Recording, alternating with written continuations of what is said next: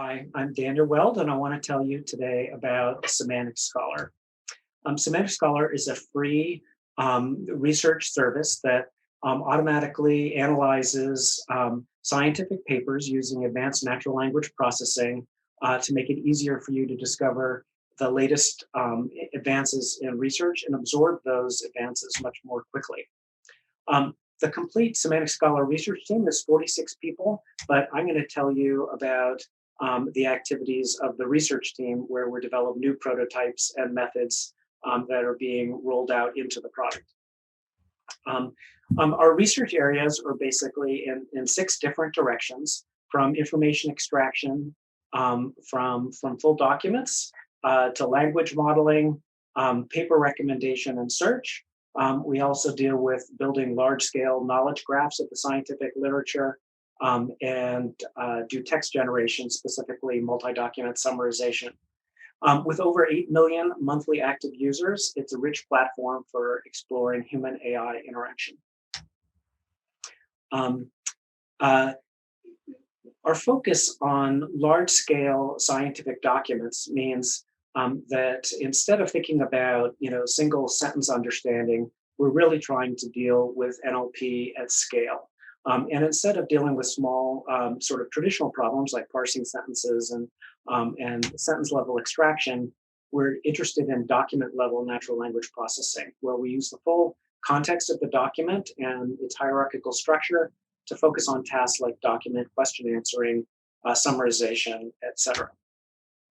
Let me start by talking about one innovation in particular that sort of exemplifies the things we do at Semantic Scholar. So this is the Longformer language model that we published last year.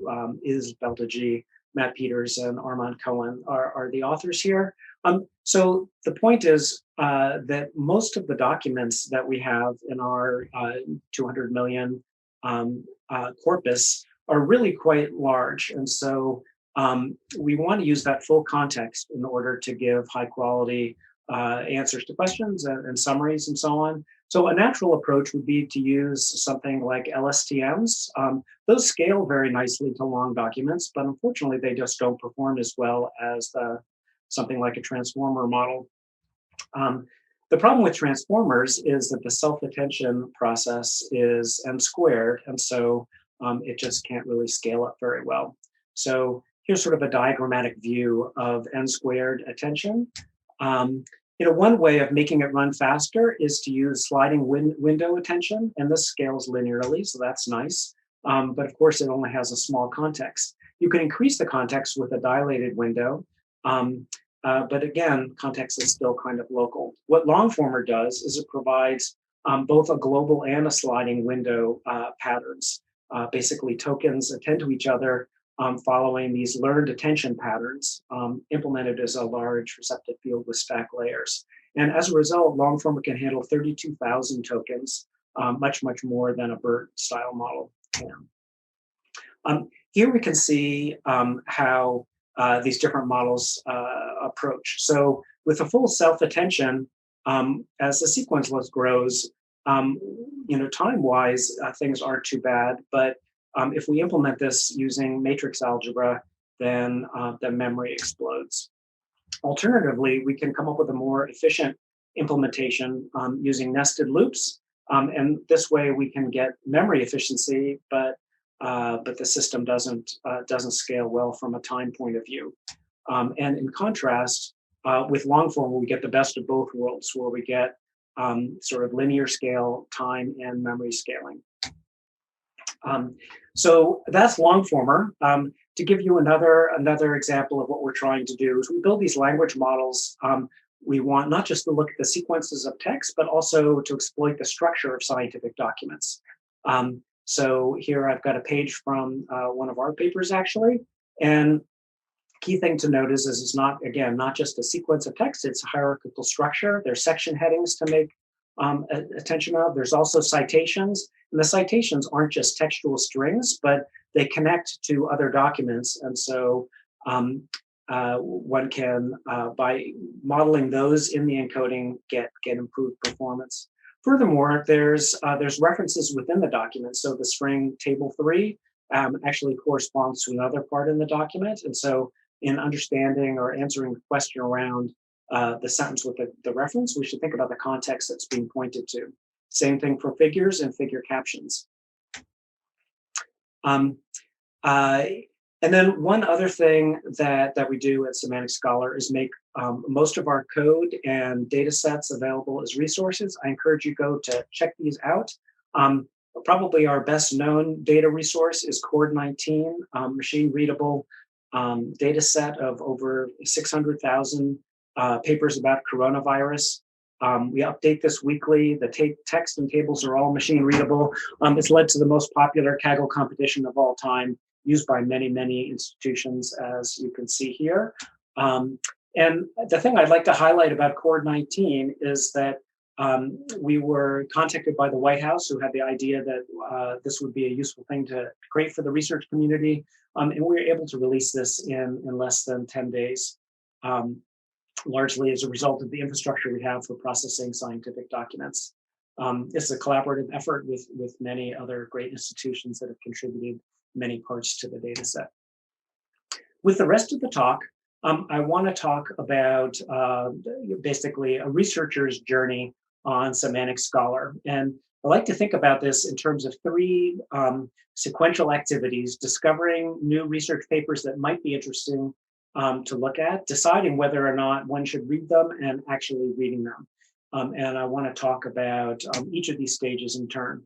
So with discovery, traditionally people discover new papers with a combination of searching in a search engine, or maybe browsing the proceedings of KDD or your favorite conference, or using social networking or colleagues' recommendations. With Semantic Scholar, we also provide a number of other ways of discovering papers.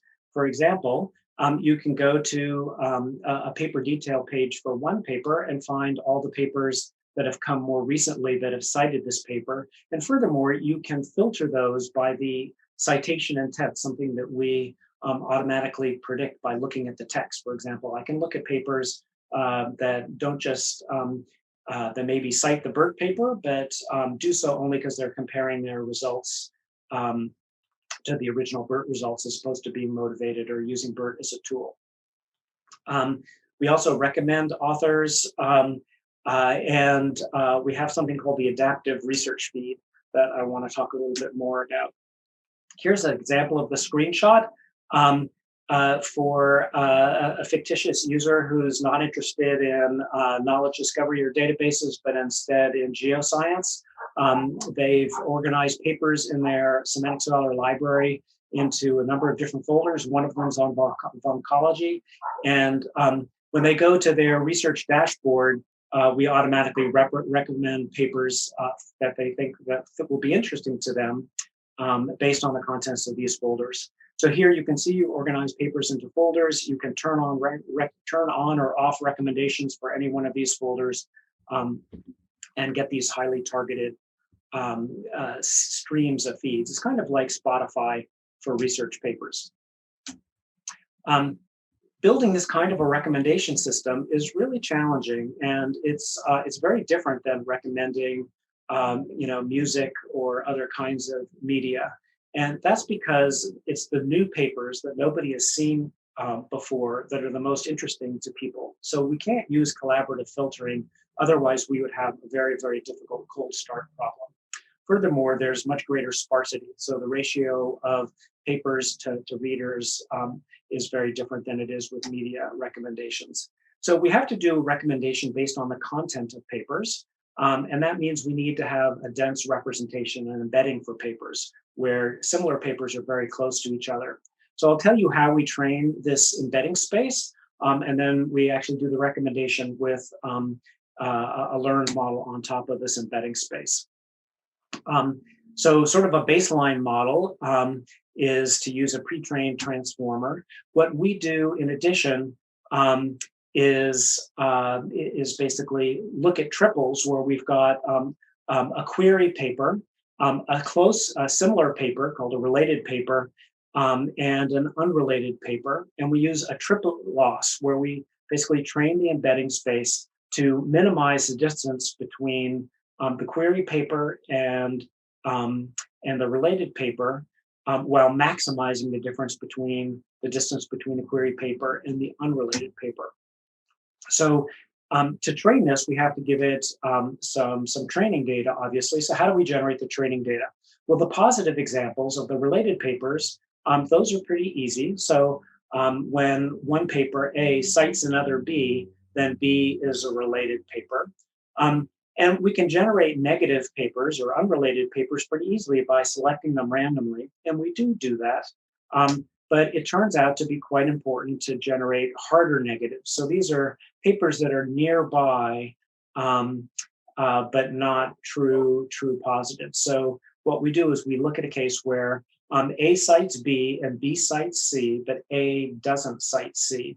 And that makes C a hard negative example. And we've tried a bunch of other things. So citation graphs actually turn out to be the most useful signal, but we also looked at co-views on our website, co-citations, and a number of other factors. And in fact, the system that we've got deployed on the website is a multitask combination of all of these, but the biggest signal comes from the citation graph.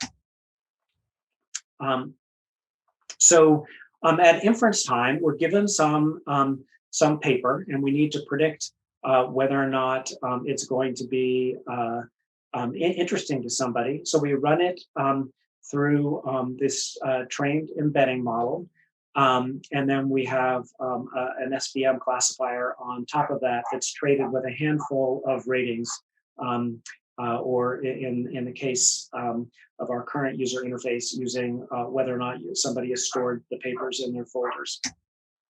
And here you can see the performance of our system called Spectre on an evaluation suite of 7 different tasks from the SciDocs evaluation suite. And you can see we do extremely well.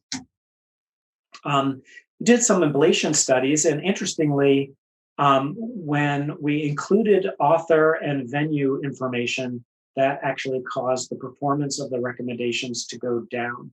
So the current system doesn't use that information. It just uses information about the paper, largely in the abstract. And this has an interesting benefit too, because by not taking into account author information, we can avoid some of the rich get richer effects that one often sees in academia, where highly cited authors tend to get all of the attention. Here's a visualization of our system. The color coding comes from the Microsoft Academic Graph Topic Hierarchy, and you can see that our Spectre embedding places documents, even though it's not using any of the MAG topics, it corresponds, the clustering corresponds very closely to the MAG topics. Another thing we've done is personalize our alerts. So we recommend a series of papers, but we also keep track about which of these papers might be interesting. So here's an email I got from Semantic Scholar recently. It recommended a couple papers to me as being potentially interesting because I've got a folder about summarization, and it pointed out that one of these papers is by Nazneen Rajani, who I've cited and also stored away several other papers by them, and so I might want to take special attention to this. When we added this feature, we found that the click-through rate went up enormously, over 20%, 25%. So a huge benefit from that. So that's how we discover papers. But discovering papers is just part of the battle. We have to decide whether or not one wants to read them. So our estimates are that a researcher maybe finds 10,000 papers a year and then skims maybe 1,000, but only reads a very small number of those. So how do you decide whether or not you need to read a paper? Semantic Scholar offers a number of different features. So we link to corresponding slide decks and videos if we find them on the web, and that gives people an alternative way of reading papers. We also automatically extract figures and tables so that you can maybe get the key results of the paper without actually having to read it, and maybe even without having access to the PDF version if it's behind a paywall. We can also highlight the key quantitative results in the abstract so that you can see on a paper detail page. Your eye focuses right on what you might need to read.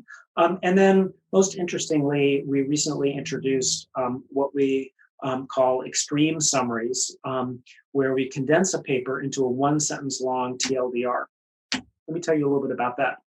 Here is an example of a search result page. I've done a query on open information extraction. There's a couple hits below, and I've highlighted in red the automatically generated abstractive TLDRs that we create for these papers.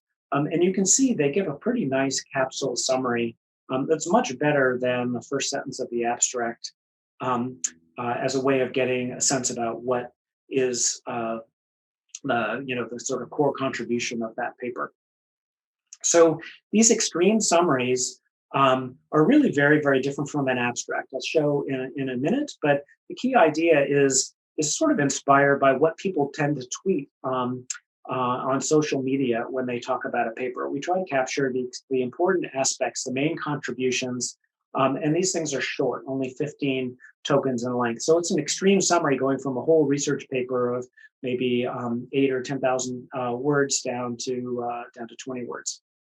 Our users find these to be extremely helpful since we're all suffering from information overload. But doing this kind of compression is really hard. So let me tell you a little bit more about how we do it. So here's an abstract and parts of a paper. And in contrast, here's the TLDR we generate for this paper. It really captures sort of exactly what's going on in a very, very concise format. We create TLDRs by training them from a new data set that we generated. And part of the data set's pretty easy. It's scraped from Open Review, where authors are required for many conferences to create their own TLDR. So we call these author TLDRs.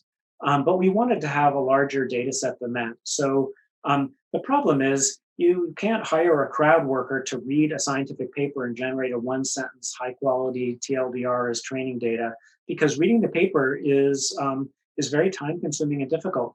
So what we did instead was take these open reviews that a scholar spent many hours creating, and then having an annotator condense that further into a TLDR. So we call this a peer review derived TLDR.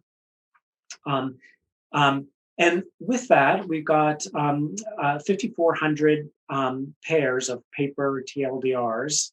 And we want to train an abstractive summarization model on it, but that's really much smaller than what you typically need to do summarization. So to get high quality, what we do is we do multitask learning with an auxiliary scaffolding task, title generation. And of course, we don't need to generate titles because we already have the titles of these papers. But trying to automatically predict what the title is of a paper is a similar kind of a task with similar kinds of background knowledge to a TLDR. And we've got unlimited data for this. So we take a set of archive papers and we eliminate the title. We add a control code saying we want to predict the title. And then we shuffle that in along with our data set that has papers and the TLDRs that we've generated, as I mentioned previously. Put that into a BART style model and generate TLDRs. So interesting question is, how good are these? One way of thinking about that is how informative are they? And from a manual analysis of human-generated TLDRs, we discovered that people tend to put these 6 types of things. What's the problem that's being motivated? What's the type of contribution? What are the results? Why is this important or significant? So we call these information nuggets. And interesting question is, how many information nuggets do you have? Here you can see that our model does much better in terms of informativeness than a vanilla BART model does, and pretty much about as well as the authors said, similar to those of the peer review derived TLDRs. But of course, Abstractive language models tend to hallucinate sometimes. So another key question is whether our models are generating accurate TLDRs that are correct. And again, here it's really difficult to evaluate correctness. The way we did that was by emailing authors and showing them the TLDRs that we had created and asking them to judge whether they were high quality, since the authors presumably know their paper in detail. And the answer is not perfect, but really quite good. Good enough that we've put it into production. And so if you go to Semantic Scholar and do a search, you'll see TLDRs for computer science papers, biomed papers, as well. Other fields of science we haven't rolled it out to yet. At Semantic Scholar, we're doing a number of other summarization tasks. I'll tell you a little bit more later about automatically summarizing technical concepts. We're also trying to come up with definitions for terms in papers and trying to automatically do multi-document summarization of clinical trials. And I should have papers out on those shortly. The final thing I want to talk about is actually reading papers, because the technology for reading hasn't really changed very much since Adobe Acrobat was introduced decades ago. So again, researchers maybe find 10,000 papers a year, but they only are going to read perhaps 100. And reading is hard. So some initial studies showed that when people are reading a highly technical paper, they tend to flip back and forth in the document. They're looking to find what exactly does sigma mean? I can't quite remember. That was 3 pages back. Or maybe they're checking citations. And this causes them to lose the flow. To confront this, we built the ScholarPHI system, which we're rolling out as the Semantic Reader in Semantic Scholar. And this is a collaboration with Marty Hirsch Group at UC Berkeley with some other researchers at the University of Washington. And I'm going to give you sort of a slideware demonstration of this for talk purposes, but the system is live. So I encourage you to go to either of these hyperlinks and you can play with the paper more, or just go to Semantic Scholar and look for a recent archive paper, and you should be able to get this new reading experience.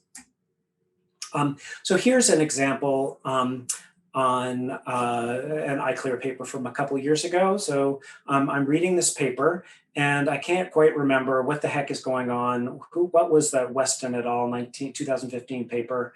If I just mouse over it, the reader will pull up a capsule summary of the paper, showing me the abstract and allowing me to save this to my reading list for later.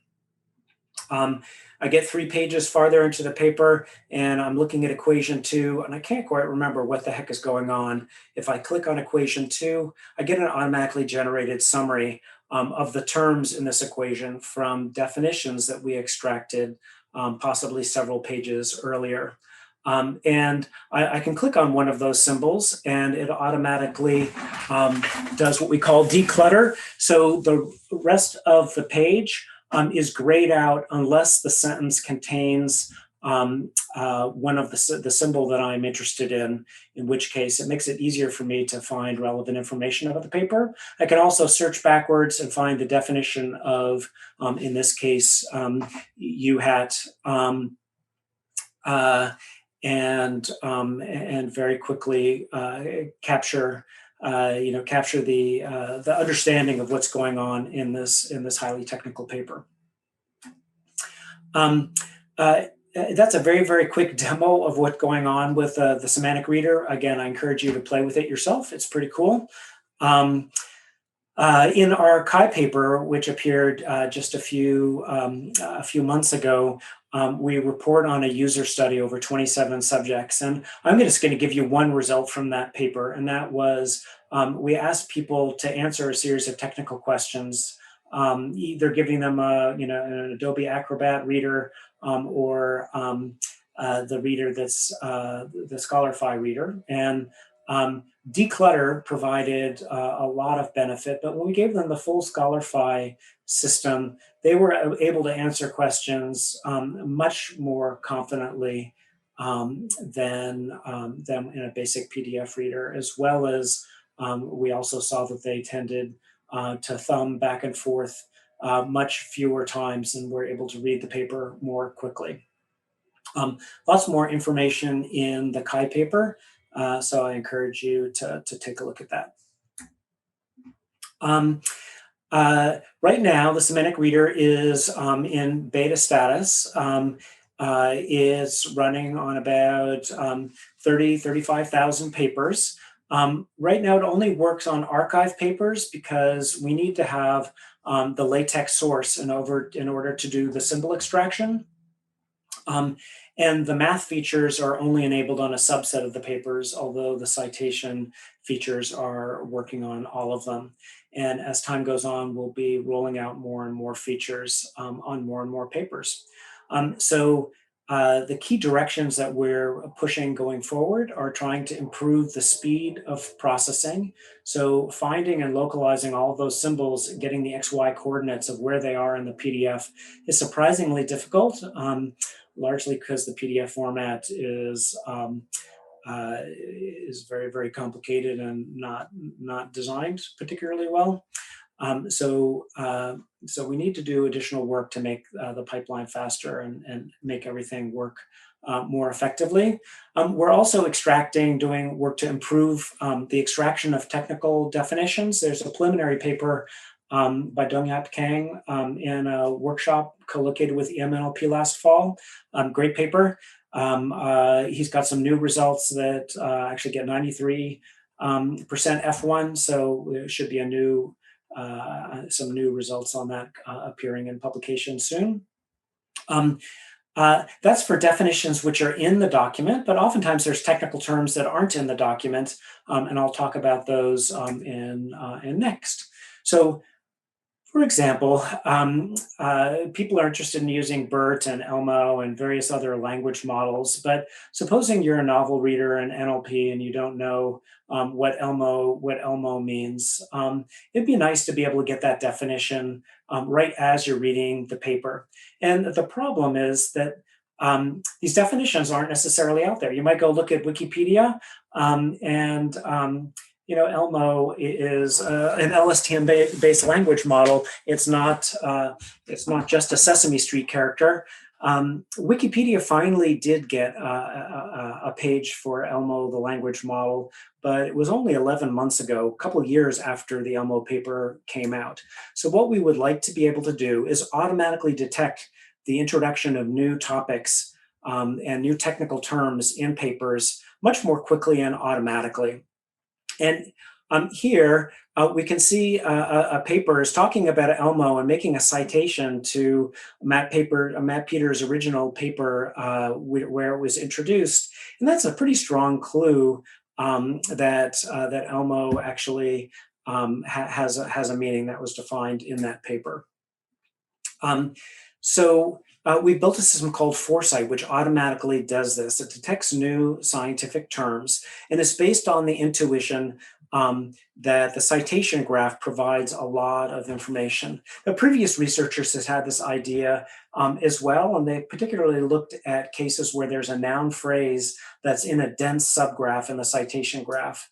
What Daniel King's insight is that this notion of a commonly cited introducing paper is really the key thing. So these two citation graphs are equally dense, but they differ in the sense that the right-hand graph, everybody is pointing to this originating paper. So Daniel King's system, Foresight, basically is based on that kind of an insight. And here you can see the citation graph for BERT, which is one of the highly ranked new candidate terms that Foresight develops, and a competing technique that also uses citation graph, CNLC. It's highly ranked terms are things like unseen class, which Foresight recognizes there's a dense subgraph, but it doesn't have a lot of links into the same introducing paper. So Foresight doesn't prefer it. And as a result, you can see that we get a much higher precision at comparable yield curves than CNLC or other techniques. So it's great to be able to automatically detect new terms like BERT and ELMO and so on. But what we want to be able to do is generate a summary. We've developed a data set again based on Wikipedia pages where we extract Wikipedia papers that correspond to technical terms, and then take the introductory section of papers that are cited in the reference section of Wikipedia and use that as our data set. But when we throw that into a BART-style model, we get out output which has hallucinations in it. So, for example, we might get an output that says, Roberta is a contextual language model developed by Chris Manning at Stanford. Now, Chris has done an awful lot of great work on natural language processing, but he didn't invent Roberta. So the system just hallucinated that. In trying to understand why these generative language model summarization techniques are hallucinating, it's instructive to look at the training data. So here is something from the gold data set in Exum, which we tried using during our models. You can see a source, and I don't know if you can notice a couple things in the gold summary, but notice that the gold summary here refers to not just the player Graham, but Brian Graham, even though the source doesn't mention the player's first name. Furthermore, the gold summary says that his position is striker, even though the source didn't say that. And finally, the gold summary says that Graham was on a free transfer, which refers to how long his contract was. Again, that's not in the source text. So it turns out that this gold training data, maybe I should call it silver training data because it's generated with distant supervision, has a large number of hallucinations in it. And that's part of the reason we believe that many of these language models are actually hallucinating as much, is because the training data tells them to do that. So these kinds of details are common in the data set. In particular, 100% of the samples we analyzed had the full name in the gold summary. And so a language model realizes, I darn well better put that name in there. And if it's not in there, I'll make up a common name like Brian. To prevent hallucination, we've developed a new technique called supported decoding, and it's a modification to the beam search process used in producing the summary. The basic idea is to grow a restricted set of unsupported tokens. And if the restricted set is empty, then our model just reverts to vanilla beam search. However, as a restricted set grows, our model notices, and if it tries to output a token that's in the restricted set, then it backtracks or quits. So the question is, when is a token okay and when should it be restricted? So we say a token is okay to output if the model is really highly confident, or if it's attending a relevant piece of the source text that matches, or if the token is a very common word in the text. And with these three definitions for restricted tokens, we're able to generate much more consistent, more factual summaries. So you can see with supported decoding, we're getting a much higher consistency score at some loss of fluency, but it's really, actually, I think we argue you want to sacrifice fluency. So our model, in fact, the real problem behind these language models is they're so darn fluent that they say things even when they're not true. So our model sometimes won't do that, but it's much less likely to make something up. That said, we want to be completely sure these summaries are good, and so Here's the output for Roberta. In fact, it is quite a good description of Roberta. But the next step, and one that we're just starting to implement, is automatically emailing the authors of these originating papers and saying, hey, we think you introduced the term Roberta, and we've created a topic page for it with the following description. Does this look right to you? And we hope to get this sort of mixed initiative human feedback to correct our models so that we can make them even better in the future. Okay, in summary, I've talked about the 3 phases of a researcher's journey. First, discovering papers, then deciding whether or not to read them, finally reading them. For discovery, I talk largely about how we can automatically recommend new papers and authors to people based on language models and paper embeddings like Spectre and Longformer. For skimming and deciding whether or not to read a paper, we automatically extract content from the paper so that you don't actually have to read the paper, and we generate these extreme summaries that try to encapsulate the key nuggets of information. And finally, I talked about the ScholarPHI semantic reading experience, which not only extracts symbol definitions, but also definitions for terms both in the paper, and assume we'll have these abstractive definitions for emerging terms that we've automatically discovered from the literature. So thank you very much. And I'd also like to thank the key members of the Semantic Scholar research team who did the work that I've talked about today, as well as Marty Hurst Group at UC Berkeley that was key collaborator on the Semantic Reader. And finally, we're hiring. So, so come join the team. Thanks very much. Thanks, Dan, for this great talk. Boy, that was a real tour de force of new techniques and impact. You've been at Google, Scholar, Semantic Scholar for 2 years now, something like that. About 2.5, yep. Yeah. What is the most surprising thing that you've discovered in that time?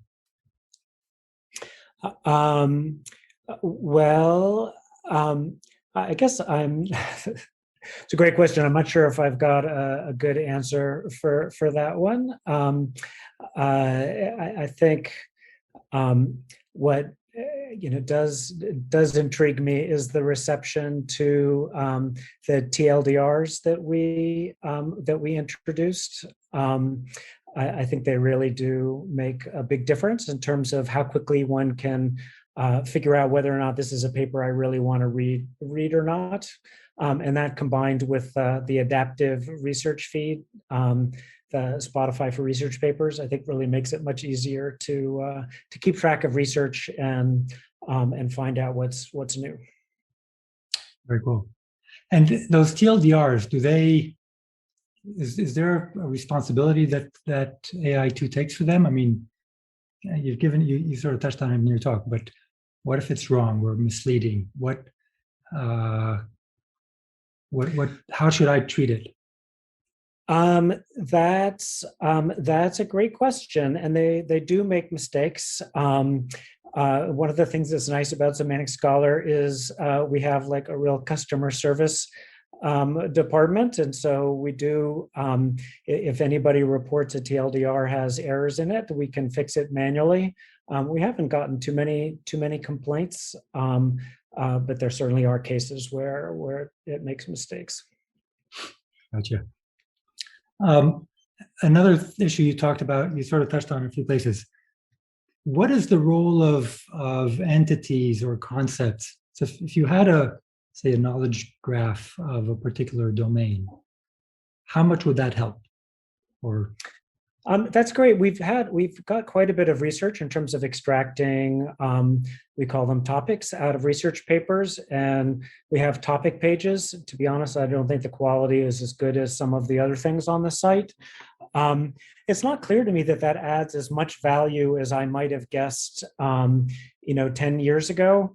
Simply because search is so good. So if you want to find papers that mention an entity, you can just use web search to do that pretty well. So I'm still trying to think what the role is for a more integrated knowledge graph in in the role of scientific papers. Okay. So it sounds like, coming from a completely different perspective, you've got a lot of the pieces that you need to build a great system for detecting misinformation. So if you just start reading the news and you start reading posts on social media, can you detect misinformation in a profoundly different way than what anybody else does right now? I think that's a great question. And of course, even in scientific documents, there's a lot of issues with misinformation. In the COVID era, there's quite a few papers that have been retracted and people who are misspeaking. One of the projects that we're engaged in is not just question answering over scientific papers, but it's fact checking. So if somebody makes a reference to another paper, makes an assertion and then cites another paper, does that original paper really back up the claim? So we've got some initial results in that area. And so maybe it's a little bit easier in scientific documents to do this kind of fact checking than it is in the news, although you could imagine applying similar techniques in the news as well. Right. So in the news, first of all, if you have multiple sources of information and some of them are more reliable than the others, and you actually extract some facts from them, then you can start seeing that certain other pieces of news are just wrong. But hey. I think that's right. I mean, I think one of the things that makes the news even harder than scholarly documents is the framing matters so much. And there's much more metaphor and nuance in the news. Scientific documents tend to be a little bit more factually written. So I think it's easier to match things up. Yeah. And I may have missed this in the talk, but how broad of science do you cover right now? I know you started out from computer science and neuroscience, but where are you now? Yeah, about 2 years ago, Semantic Scholar expanded to all fields of science. So we've got complete coverage. Although some new features we introduce only work on a subset of the documents, and we, for example, might try something on just computer science literature to start, see if there's uptake, and if there is, then we would expand it out to all of science. For example, the Semantic Reader that I talked about, that only works on archive papers, and so that's broader than just computer science, but it doesn't really cover all of science. Are there areas of science that are particularly hard for Semantic Scholar? I guess another example would be the TLDR. So TLDRs only work in computer science and biomedicine right now.